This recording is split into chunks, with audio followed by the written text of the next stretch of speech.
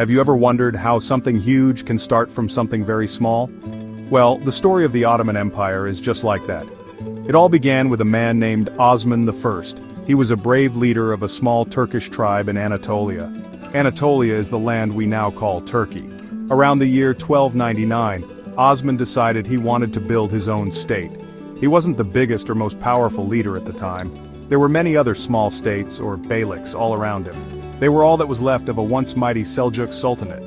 But Osman had big dreams and a lot of ambition. He was a clever warrior and a skilled leader. Osman's small territory was in a very good place. It was right next to the struggling Byzantine Empire. The Byzantine Empire was a very old and famous Christian empire, but by this time it was weak and losing land. This was a perfect opportunity for a new power to rise. Osman and his followers, who became known as the Ottomans, started to raid Byzantine lands. They weren't just taking treasure, they were taking territory. They fought with a strong sense of purpose, inspired by their Islamic faith and the desire to expand their rule. This idea of holy war, or Gaza, attracted many other warriors to join them. Osman's success was not just about fighting, he was also a smart ruler. He treated the people he conquered fairly. He allowed them to keep their own religions, like Christianity, as long as they paid a tax. This was a very clever move. It meant that people were less likely to rebel against him. They could live their lives much as they had before, just under a new ruler. This policy of tolerance helped the new Ottoman state to grow strong and stable from the very beginning. It laid the foundations for a multicultural empire that would last for centuries. Osman created a dynasty that would rule for over 600 years. So, from this small corner of Anatolia, a great empire was born. It started with one man's vision and courage. Osman I might not have known that his small state would one day stretch across 3 continents. He probably couldn't imagine his descendants would rule over places like Egypt, Greece, and Hungary. But his leadership set everything in motion. He was the seed from which a mighty tree grew. He died in 1326, but the empire he founded would continue to grow and change the world in ways no one could have predicted. It was the start of an incredible historical journey.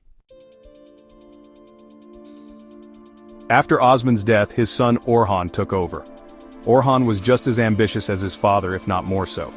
He continued the project of building the Ottoman state.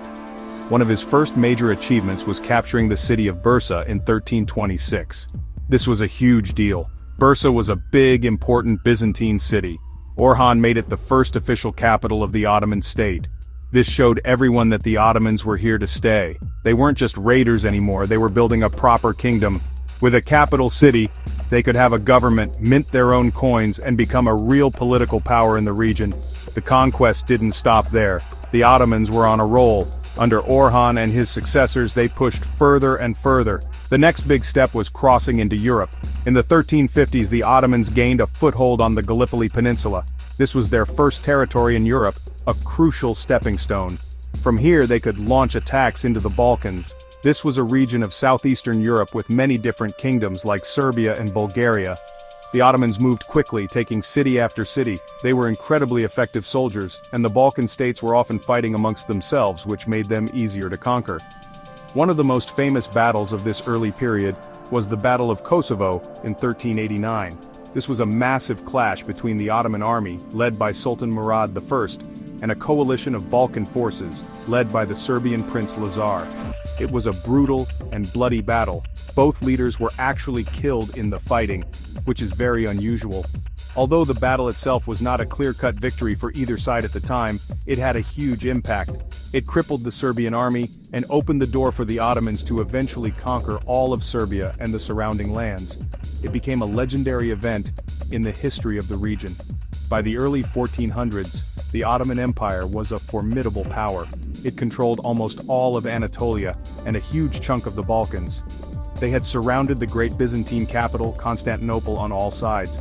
The Byzantine Empire was now just a shadow of its former self, reduced to little more than the city itself and a few small territories. The Ottomans had grown from a tiny tribe into a mighty empire in just over a century.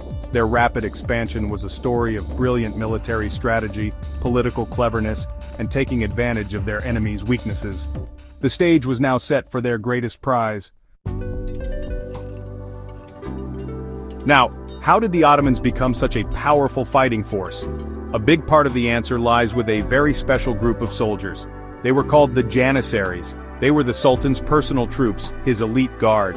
And they were one of the first modern standing armies in Europe. This meant they were professional soldiers, paid and trained all year round. While other kings had to gather farmers to fight for them, the Sultan had a loyal, permanent army ready to go at any moment.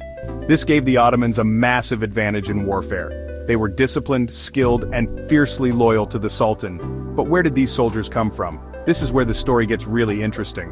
The Janissaries were created through a system called the devşirme, which means the levy or the collection. Periodically, Ottoman officials would go to Christian villages in the Balkans.